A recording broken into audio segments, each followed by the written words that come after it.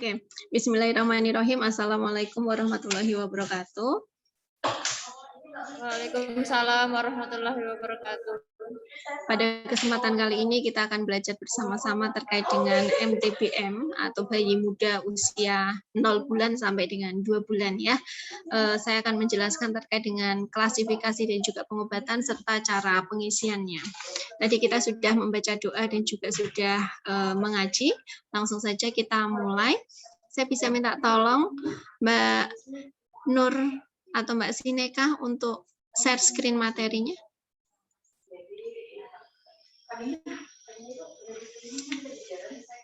Kemudian kepada seluruh mahasiswa mohon untuk membuka buku MTBM.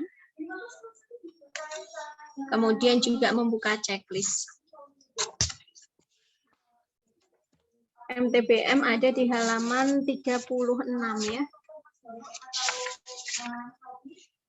Maaf, 36. Sudah? Sebentar ya Bu, saya lagi cari halaman untuk di screen. Oke.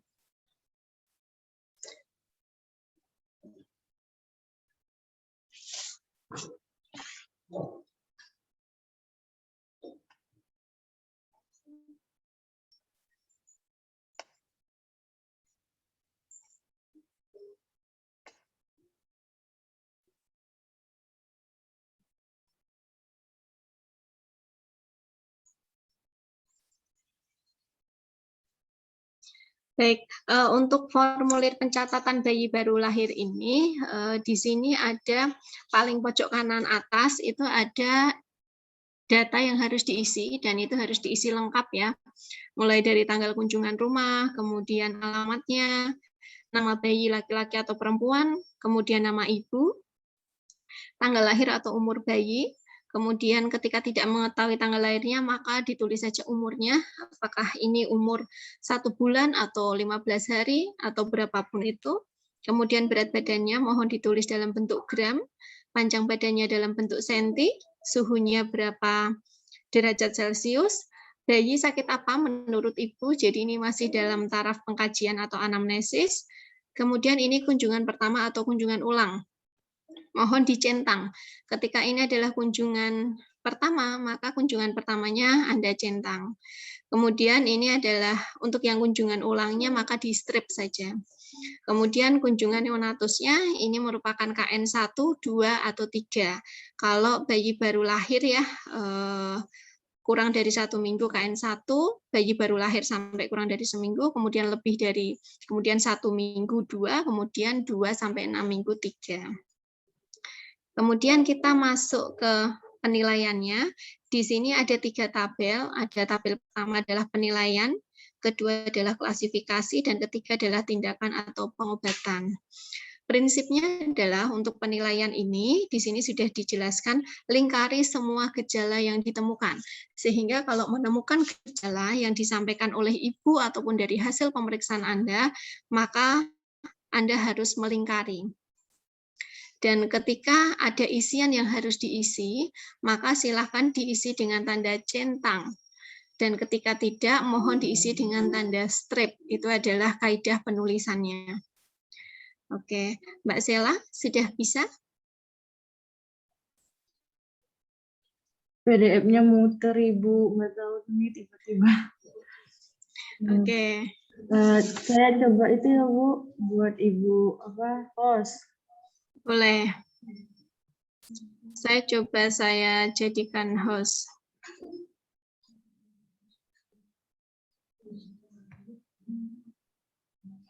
Oke. Baik. Masih tetap bisa terrekod ini? Iya, Bu. Bisa. Oke.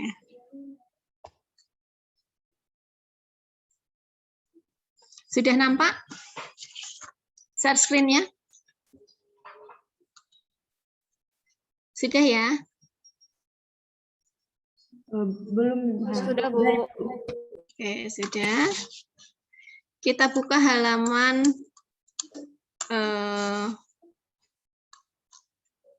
sebentar, masih muter. Halaman 36.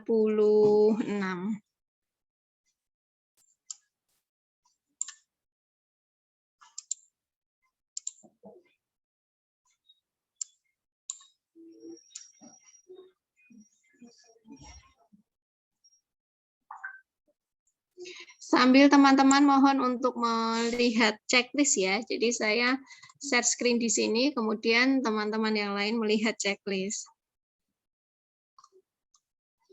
Nah, ini adalah bagan MTBS-nya. Ketika misalnya Ibu datang, mohon untuk bisa melihat checklist dan juga melihat bagan MTBM-nya. Ketika Ibu datang, kemudian menyampaikan bahwa bayi tidak mau minum atau memuntahkan semua, maka misalnya bayi memuntahkan semua, maka memuntahkan semua ini dilingkari. Kemudian nanti kita tentukan klasifikasinya ya. Kemudian tidak ada riwayat kejang. Misalnya ada riwayat kejang, berarti ada riwayat kejang dilingkari. Kemudian bayi masih bergerak normal. Hitung nafas, cara menghitung nafas adalah mengambil nafas dan mengeluarkan itu adalah 1. Kemudian dihitung selama 1 menit. Ketika dalam 1 menit nafasnya lebih dari 60 kali, maka wajib diulangi. Jangan-jangan kita melakukan kesalahan. Perhitungan nafas ini adalah ketika dada, nanti dada boleh dibuka ya. Ketika dada ini mengambil nafas itu kan otomatis mengembang ya. Ketika dada naik kemudian turun untuk mengempis atau mengeluarkan, maka hitungannya adalah 1. Sampai dihitung selama 1 menit. Ketika lebih dari 60 kali, maka diulangi lagi. Kemudian jangan lupa Anda tuliskan hasil pengamatan Anda. Misalnya adalah 50 kali per menit, berarti kategorinya adalah normal. Kemudian ketika 50 kali per menit kategori normal, maka Anda tidak perlu melakukan hitung nafas yang kedua. Sehingga hitung nafas yang kedua di tanda strip saja. Kemudian ada tarikan dinding dada ke dalam, tidak. Misalnya ada, itu akan terlihat ketika bayi mengambil nafas, kemudian ada cekungan di bagian dada. Besok akan saya tunjukkan videonya. Kemudian suhu tubuh ketika lebih dari 37,5, maka lebih dari 37,5 tolong dilingkari. Ketika yang suhunya kurang dari 35,5, berarti Anda lingkari. Ketika misalnya 36, berarti kan tidak ada dalam keduanya, maka Anda tidak perlu melingkari sama sekali. Karena suhunya sudah tercatat di bagian atas. Ketika mata bernanah banyak, maka banyaknya Anda centang, sedikitnya Anda strip. Kalau tidak ada mata bernanahnya tidak ada, maka di strip semuanya. Kemudian tidak ada pusar kemerahan, tidak ada pustul. Kita sekarang menentukan gejalanya. Mohon perhatikan, sekarang mohon untuk membuka buku MTBS. Ketika gejalanya adalah bayi datang, suhunya adalah 36,5, kemudian ibu mengatakan bahwa tadi pagi bayinya kejang, dan semalam juga sempat kejang, kemudian bayi sudah mulai sulit untuk minum, bahkan tadi pagi muntah. Kira-kira klasifikasinya apa? Penyakit sangat berat. Betul. Klasifikasinya adalah penyakit sangat berat atau infeksi bakteri berat. Kemudian nanti Anda tuliskan di klasifikasinya dan juga menuliskan tindakan atau pengobatan. Jika masih kejang, tangani kejangnya. Jika kemudian cegah supaya gula darah tidak turun. Kalau ada gangguan nafas, tangani gangguan nafasnya. Kalau hipotermi, tangani hipoterminya. Berikan antibiotik gitu ya. Dan juga menasehati supaya tetap menjaga kehangatan dan segera dirujuk. Oke. Kemudian selanjutnya kita masuk ke ikterus. Ikterus ini ada 2, ada ikterus fisiologis dan juga patologis gitu ya. Ikterus fisiologis adalah ketika munculnya setelah 24 jam sampai dengan 15 hari. Mohon maaf, apakah masih terrecord? Masih, Bu. Oke. Munculnya adalah ketika patologi ini bayi baru lahir sampai dengan 24 jam. Kalau misalnya ibu menyampaikan bayi datang di hari ke-7, kemudian kuning di hari ke-7, kemudian kuningnya ini sampai dengan kuningnya ini hanya di bagian wajah saja, tidak sampai dengan telapak tangan dan telapak kaki. Berarti bagian mana yang Anda lingkari?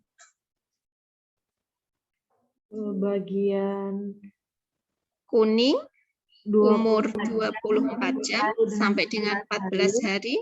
Kemudian kuning tidak sampai telapak tangan dan telapak kaki. Sehingga klasifikasinya apa? Ikterus ya. Klasifikasinya adalah ikterus. Kalau misalnya dia kuning pada hari kurang dari 24 jam atau pada bayi lebih dari 14 hari, berarti kemungkinan adalah ikterus berat. Klasifikasinya apa tindakannya? Di sini sudah ada ya, menyusui lebih sering, nasihati kembali, dan kunjungan ulang 1 hari. Kemudian selanjutnya adalah diare. Diare nanti Anda centang, nah di sini apakah bayi diare? Ya, berarti ianya dicentang, tidaknya strep. Bayi sudah diare berapa hari? Misalnya bayi diare 2 hari, gitu ya. Kemudian keadaan umumnya bayi ini gelisah atau rewel. Berarti apa yang Anda lingkari? Gelisah atau rewelnya dilingkari. Kemudian mata cekung tidak. Ketika mata cekung maka dilingkari. Kemudian cubitan perut kembalinya. Nah, coba Anda cubit kulit Anda masing-masing. Apakah ketika Anda cubit kulit ini langsung kembali seperti posisinya? Iya, Ketika langsung kembali pada posisinya, maka ini berarti cubitan kulit kembalinya cepat. Tapi ketika tidak berada dalam posisinya, berarti kemungkinan sangat lambat atau lambat. Ketika terjadi cubitan kulit yang sangat lambat atau lambat, kemungkinan bayi sudah mengalami dehidrasi. Sekarang kasusnya misalnya, bayi diare 2 hari, kemudian bayi gelisah, menangis terus gitu ya, mata sudah mulai cekung, cubitan perutnya kembalinya masih cepat. Masuk dalam klasifikasi apa? Dehidrasi ringan. Ya, diare dehidrasi ringan atau sedang. Terapinya adalah jika tidak terdapat klasifikasi berat lainnya, maka ditangani dengan terapi B. Terapi B itu apa? Ada nanti di belakang. Kemudian kalau ada klasifikasi berat, maka segera rujuk. Dan kalau untuk dehidrasi atau diare, kunjungan ulangnya adalah 1 hari. Kemudian selanjutnya kita masuk ke checklist selanjutnya terkait dengan penilaian HIV. Penilaian HIV ini, apakah ibu pernah dites HIV? Kalau iya, maka ianya dicentang, tidaknya di strap. Kemudian jika iya, hasilnya bagaimana? Ketika hasilnya positif, maka positifnya dicentang, negatifnya di strap. Dan wajib mengisi item-item di bawahnya. Jika positif, apakah ibu sudah minum ARV? Kemudian apakah bayi berusia 6 bulan sudah dites HIV, dan seterusnya itu wajib diisi. Tapi ketika hasilnya adalah negatif, maka item-item di bawahnya tolong diisi dengan tanda strip saja. Jangan dikosongkan, tapi diisi dengan tanda strip. Jika ada kasus bahwa ibu sudah pernah dites HIV dan hasilnya adalah negatif, klasifikasinya masuk kemana?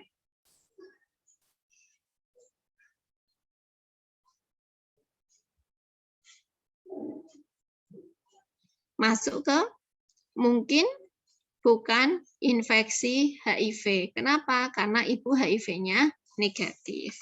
Kemudian pengobatannya adalah tangani infeksi kalau ada gitu ya, dan bagi ibu yang belum tes maka segera dites. Kemudian sekarang adalah memeriksa kemungkinan berat badan rendah dan masalah pemberian ASI. Nah, di sini berat badan menurut umur itu dikategorikan rendah dan tidak rendah. Nanti akan saya jelaskan di belakang. Rendah ini ketika min kurang dari min 2 SD dan tidak rendah ketika lebih dari 2 SD. Ketika bayi ini rendah, maka rendahnya dicentang, tidak rendahnya di strip. Apakah bayi diberi ASI? Ya, misalnya. Kemudian berapa jam per hari? Misalnya 8, Anda tulis. Kemudian apakah bayi diberi makanan atau minuman lain selain ASI? Misalnya jawabannya adalah iya. Kalau iya berapa? Misalnya 1 kali misalnya ya, dengan botol atau cangkir. Misalnya dengan botol, maka botolnya Anda lingkari. Khusus ibu HIV positif, karena ini tidak positif sehingga Anda Anda ini semuanya diberi tanda strep semuanya. Jika bayi tidak diberi ASI, ketika ada kasus ketika bayi tidak diberi ASI, maka ini Anda isi. Ketika bayinya kok diberi ASI, ini tidak perlu diisi sehingga Anda strep. Kemudian apakah ada oral trust? Kalau ada, berarti Anda lingkari trustnya. Kalau tidak ada, diamkan saja. Dan apakah terdapat celah bibir atau langit-langit? Sekarang, kalau kasusnya adalah pada bayi baru lahir dengan berat badan lahir rendah, nanti akan saya berikan kasus rendah itu ketika berapa. Misalnya rendah ini adalah ketika bayi baru lahir 5 minggu, sudah 5 minggu, berat badannya adalah 2,5, itu masuk dalam kategori rendah. Mari kita tentukan klasifikasinya. Ketika bayi lahir dengan berat badan rendah, kemudian diberikan ASI selama 10 kali, gitu ya. Kemudian, tapi bayi juga mendapatkan susu formula karena ASI-nya sedikit dan diberikan dengan menggunakan botol. Kira-kira klasifikasinya masuk kemana? Ya, betul. Berat badan rendah menurut umur dan atau masalah pemberian ASI. Tindakannya apa? Ini semua nanti Anda tulis di tindakan atau pengobatan. Kemudian selanjutnya, jika bayi diberi ASI dan tidak akan dirujuk, kita harus menilai terkait dengan pemberian ASI. Nah, ini sudah tidak ada. Pemberian ASI-nya bagaimana? Kalau misalnya ibunya ada dan bayinya ada, diminta untuk langsung praktek. Kemudian Anda tentukan posisinya benar atau salah. Kalau posisinya benar, maka posisi benar itu Anda lingkari gitu ya. Nah, saya tunjukkan ininya biar Anda tidak bingung.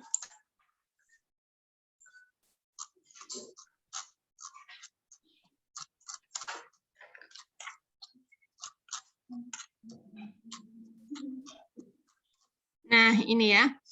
Oh, ini masih yang lama. Ini saja. Ketika posisinya benar, nah di sini, apakah bayi menghisap dalam dan teratur? Ketika iya, dilingkari. Kemudian diselingi istirahat, tidak terdengar suara menelan atau tidak. Tapi ketika tidak menghisap sama sekali, maka tidak menghisap sama sekalinya dilingkari. Atau kalau menghisap dengan efektif, menghisap dengan efektifnya dilingkari. Kemudian ada oral trust atau tidak, tadi sudah. Nah, klasifikasinya apa? Misalnya menghisap dengan efektif atau tidak ada masalah dalam pemberian ASI.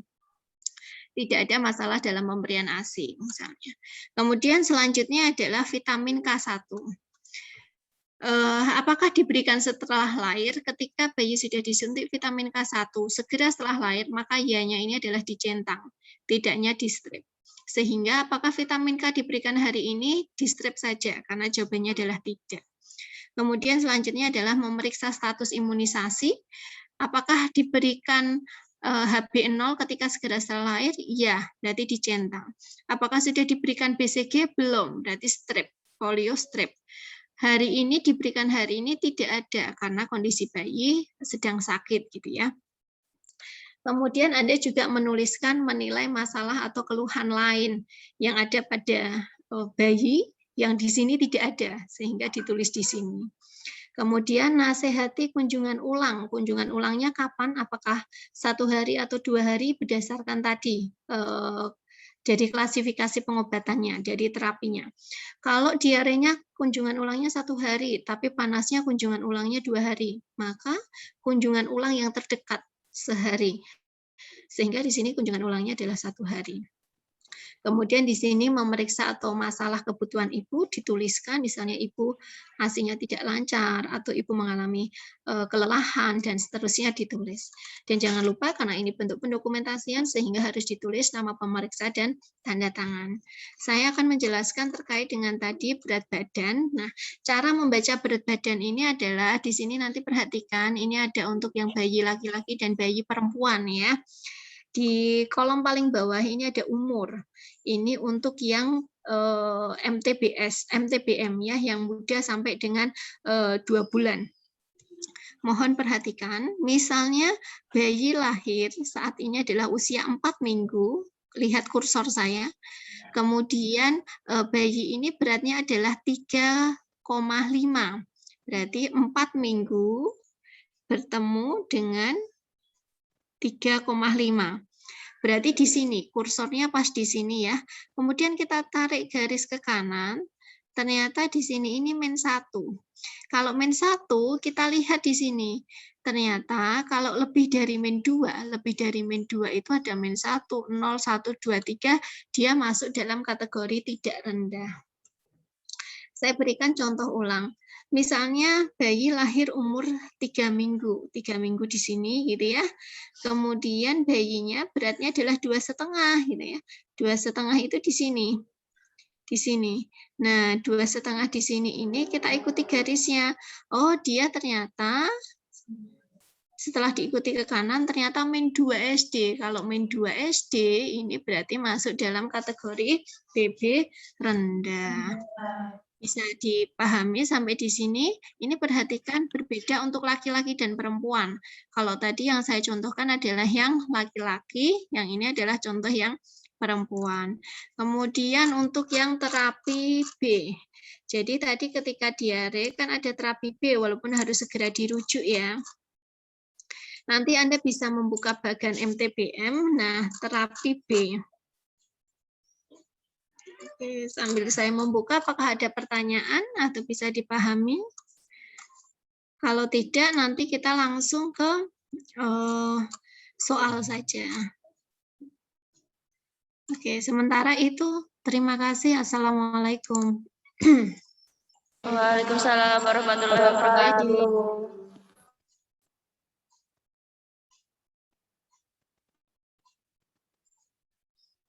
Oke, baik.